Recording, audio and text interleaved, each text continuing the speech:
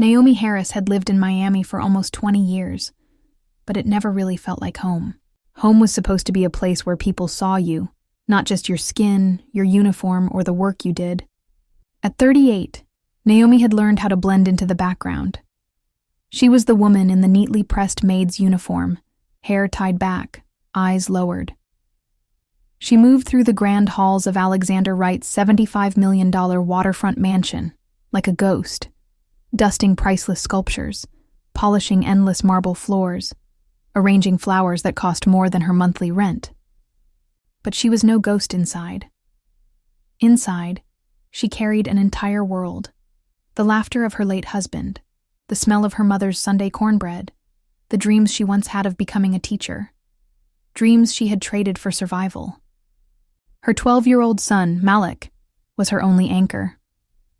Every night, after her shift ended, she would call him, listen to him talk about his basketball games, and remind herself why she worked 18-hour days for a man who barely remembered her name. The Wright family didn't mistreat her, not exactly, but they didn't really see her either. To them, she was the maid, the quiet woman who made sure their world stayed spotless without ever leaving fingerprints on it. Except for Sophie.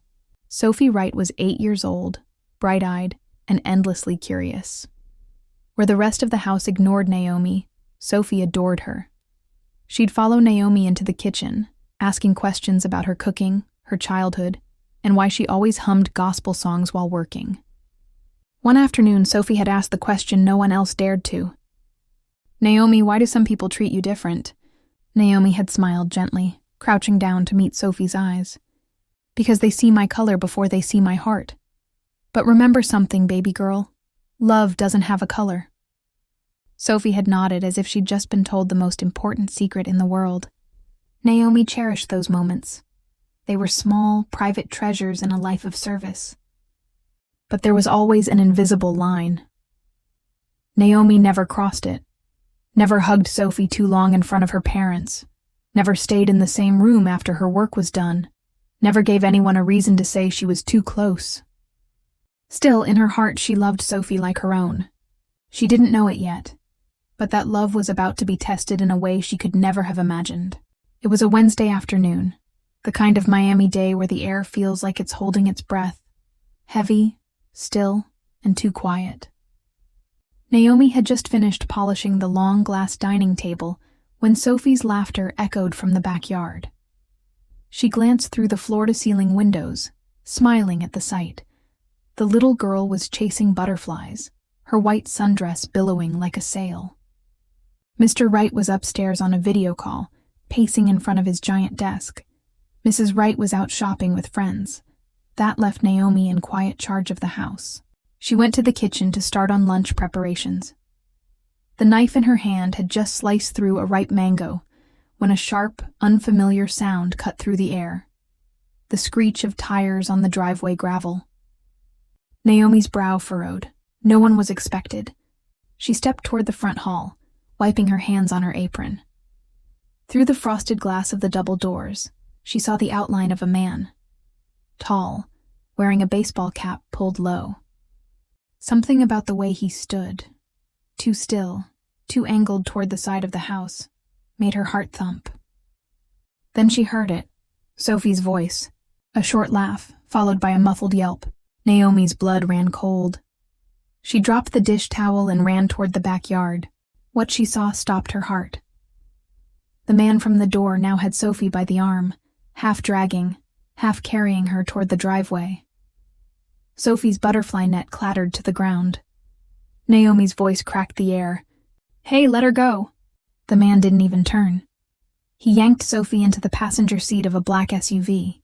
The engine roared. Naomi sprinted. She had no phone in her hand, no time to think. The SUV's back tires spun in the gravel, sending pebbles skittering. It lurched toward the open gates. And that's when Naomi saw it. The candy apple red Ferrari parked just inside the garage. Mr. Wright's pride and joy, the one she wasn't even allowed to dust without supervision. Her pulse pounded in her ears. There was no time to run upstairs, no time to call for help. Sophie's terrified face flashed in her mind. She ran to the Ferrari, yanked the driver's door open, and slid in. Her hands shook as she hit the ignition. The engine exploded to life, loud enough to rattle the garage walls. She had never driven anything like it in her life. Her heart screamed, "If you do this, they'll never forgive you." Her soul screamed back, "If you don't, that little girl might die." Naomi slammed the gear into reverse. The Ferrari shot backward out of the garage like a wild animal breaking its chain. Naomi slammed the brake, twisted the wheel, and the tires screamed as she threw it into drive. Ahead, the black SUV was already halfway down the palm-lined driveway, Sophie's small hand pounding the window. "Hold on, baby girl. Just hold on," Naomi whispered, gripping the leather steering wheel so tightly her knuckles turned white. She punched the accelerator. The Ferrari leapt forward, the force pressing her into the seat. She wasn't thinking about the rules, the mansion, or the billionaire upstairs. All she could think about was the look in Sophie's eyes. The gates of the Wright estate swung wider as the SUV tore through. Naomi followed without hesitation, the speedometer climbing past 80 mph within seconds. The SUV driver must have noticed her in the mirror, because he swerved violently, trying to lose her among Miami's twisting streets. Naomi's instincts took over. She'd driven old sedans and delivery vans, but never something this fast. Yet somehow, the Ferrari felt like an extension of her. Every turn, every downshift, every surge forward was powered by pure will. They roared past startled pedestrians, horns blaring. Naomi's breath came in short bursts, her eyes locked on the black vehicle. At one intersection, the SUV blew through a red light. Naomi hesitated, just for a fraction of a second, then pushed through after it, narrowly avoiding a delivery truck. Her mind raced. If I lose him, she's gone. Finally, a brake. The SUV turned onto a narrow dead-end street by the docks. Naomi followed, the ocean glittering ahead. The man must have realized he was trapped. He stopped the car suddenly, jumped out, and yanked Sophie with him. Naomi skidded the Ferrari sideways, blocking the only exit. She flung the door open. "Let her go!" she shouted, her voice shaking with both fear and fury. The man's eyes darted between Naomi, the Ferrari, and the empty road behind them. Sirens wailed faintly in the distance. For a heartbeat, it was a silent standoff. Naomi's heart hammering so hard she thought it might break her ribs. Then, with a curse, the man shoved Sophie toward her and bolted toward the docks. Naomi caught Sophie in her arms, pulling her close. The little girl clung to her, sobbing into her uniform. "I got you, baby, I got you," Naomi whispered, tears burning her eyes. "Love doesn't have a color, remember?" The sirens grew louder. The flashing red and blue lights painted the palm trees as two police cruisers screeched to a halt. Officers spilled out, weapons drawn. Naomi froze, still holding Sophie tightly, her own breath shaky from the chase. The little girl looked up at the officers, tears streaking her cheeks. "She saved me," Sophie cried, her voice breaking. But Naomi barely had time to register the words before a black SUV, another one, pulled up fast. Mr. Wright jumped out, his face twisted with fury. "What the hell is going on?" he roared, marching toward them. His gaze went straight to the gleaming Ferrari parked haphazardly in the street. "Naomi, you stole my car, with my daughter inside this madness?" Naomi opened her mouth to speak, but the words tangled in her throat. She'd imagined relief in his eyes, gratitude maybe. Instead, all she saw was anger, and something sharper, distrust. "Sir, please, don't sir me," he snapped, stepping closer.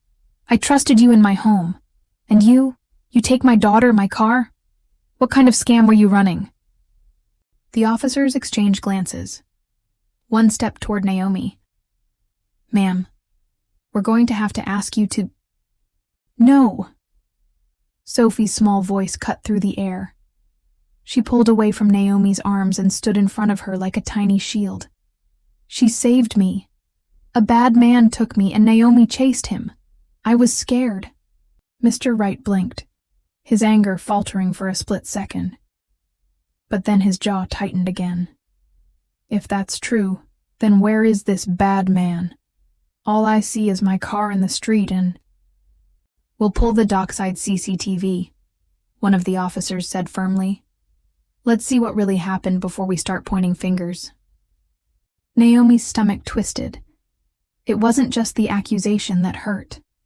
It was the look in Mr. Wright's eyes, that unspoken thought she'd seen too many times in her life. People like you can't be trusted.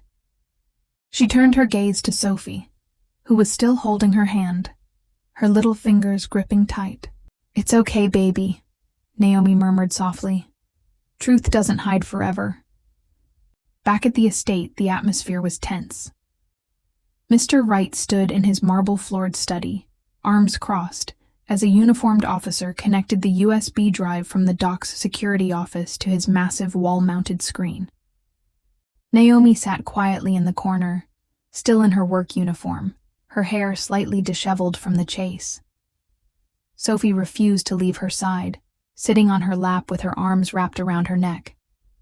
"All right," the officer said, clicking play. "Here's what happened, time-stamped from 20 minutes ago." The grainy footage flickered to life. First, the black SUV pulling up to the park fence. A man jumping out, grabbing Sophie in a flash and shoving her into the back seat. Mr. Wright's face tightened. Then, Naomi, sprinting into frame. She wasn't graceful, just fast, her breath visible in the cool Miami air as she yanked the Ferrari keys from her apron pocket and jumped inside. The Ferrari roared to life and took off after the SUV.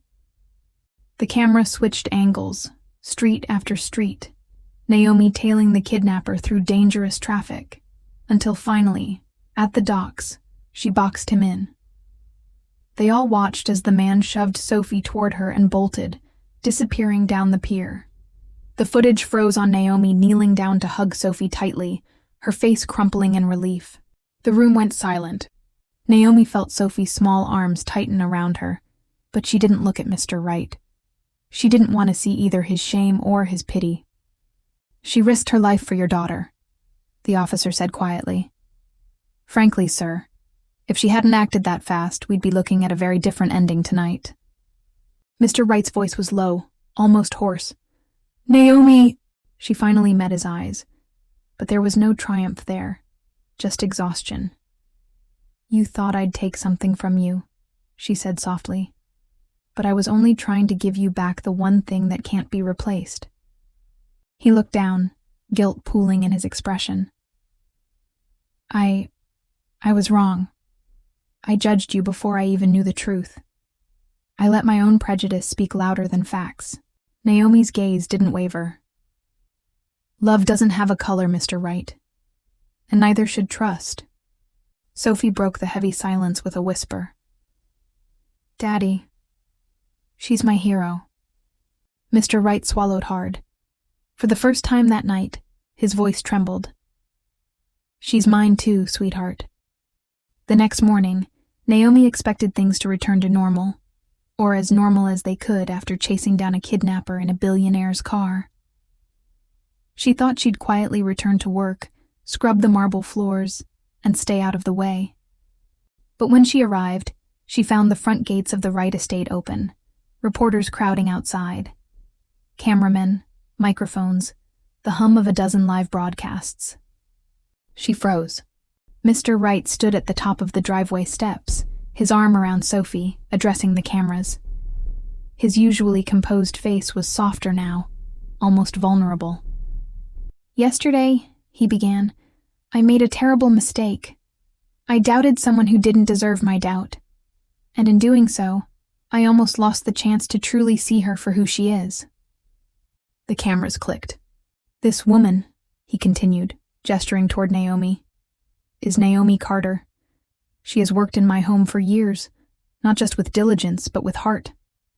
She risked her life for my daughter without a moment's hesitation. And His voice caught, but he didn't stop. "I accused her before I knew the truth. I let prejudice cloud my vision. Whispers rippled through the crowd. Naomi's chest tightened. She wasn't used to her name being said into a microphone, especially not like this. Mr. Wright stepped aside so Naomi could join them.